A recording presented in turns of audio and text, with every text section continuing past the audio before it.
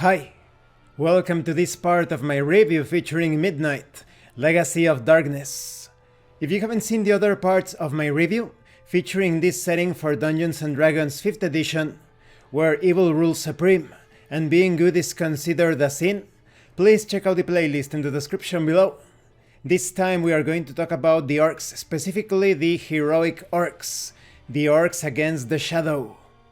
Isrador considers those Orcs who leave his service to be the greatest threat to his conquest of Eredain. He has commanded his legates to hunt down any Orc who leaves the legions. Even more telling is the order that such Orcs be quickly and quietly eliminated.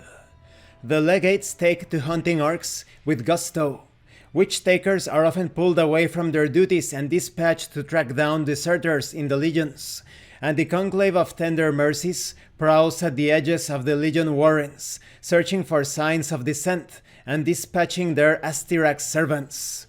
So far, these divisions have been mostly hidden from the enemies of the Shadow. However, little escapes the eyes of the Witch Queen. Aradil and her council are aware of the growing trickle of deserters from the Orc legions, even if most elves are not. So far, they are unsure as to the best way to exploit this vulnerability, since most Orc legionnaires remain indoctrinated into the worship of the Shadow. In the meantime, however, the best chance to spread the word of dissent within the Orc legions comes from the individual Orc deserters.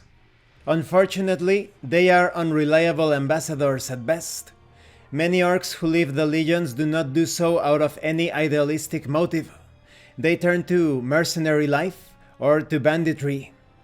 Of course, those Orcs who best demonstrate that their people are not simply unthinking killers are those who join the various resistance groups scattered across Eredain. These Orcs can become vital allies in the fight against the Shadow. Let's talk about the Orc traits. Orcs in Midnight are very strong and have a high constitution. Orcs tend to mature after 20 years, but the harsh and merciless conditioning of Isrador's legions starts when most are only half as old. Because they descend from the Fey peoples, Orcs have long lifespans that can stretch on for 3 centuries or more. Orcs tend to grow to be at least 6 feet tall. Their size is medium. They have decent walking speed. They gain 1 heroic path feat of their choice. They have proficiency with weapons such as the battle axe and the long bow. They have dark vision. They have ferocity. You add a bonus to the damage rolls of any strength-based melee attack you make. They have advantage when it comes to checks and saving throws made to ignore the effects of extreme cold. However, Orcs have troubled dreams.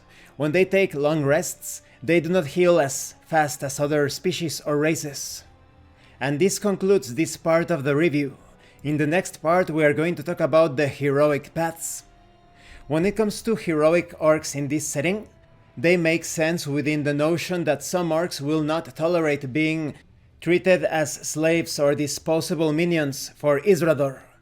But it's logical to think that that's their only reason for deserting the legions. A lot of them will still be quite twisted, very savage and brutal without an objective. But there could be Orcs that join the resistance as mentioned in this section. In that case, I would say that the Orcs are in balance. They are brutal, but they are fighting for a higher ideal. I think that my favorite species could be the Orc. It's between the Orcs and the Elves. If I were to participate as a player character, I would either create an Orc or an Elf. Perhaps it is because of their contrast. They are so different, but at the same time I feel that they could be the winning combination to defeat Isrador. Thank you for watching this part of the review, and thank you for your likes and your comments. If you have any questions or comments, please let me know. And thank you so much to those of you that are going the extra mile to support the channel. If anyone else wishes to further support the channel, the information on how to do that will be in the description below. And remember, it is better to roleplay and fail in character than not to roleplay and fail as a player. Once again, thank you, and see you later.